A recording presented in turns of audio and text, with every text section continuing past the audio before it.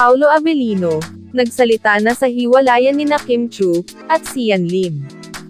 Marami nga ang mga nagsilabasan na mga espekulasyon tungkol sa nangyaring hiwalayan nina Kim Chiu at Sian Lim. Isa nga ang kapamilya aktor at leading man nito sa seryeng Linlang, na si Paolo Avellino, ang naiipit sa kaliwat kanan na intriga, tungkol sa mabigat na pinagdaraanan ngayon ng dalawa.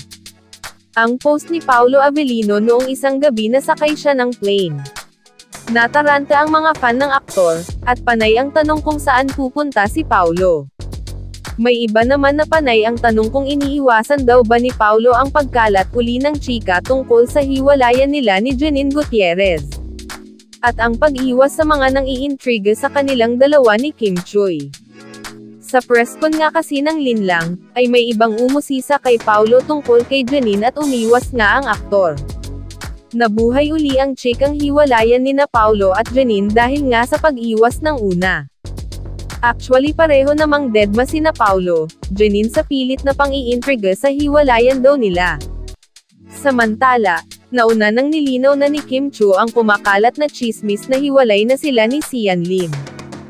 Sa isang media conference para sa programang Linlang, tinanggi ng aktres na hiwalay na sila ni Sian at sinabing ayos lang sila. Grabe, kayo talaga.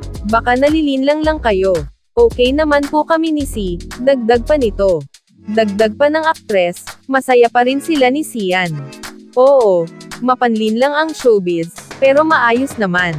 Masaya naman po. Nagsimulang makipag-date si Kim kay Sian noong 2012. Ngunit noong 2018 lang nila isinapubliko ang kanilang relasyon.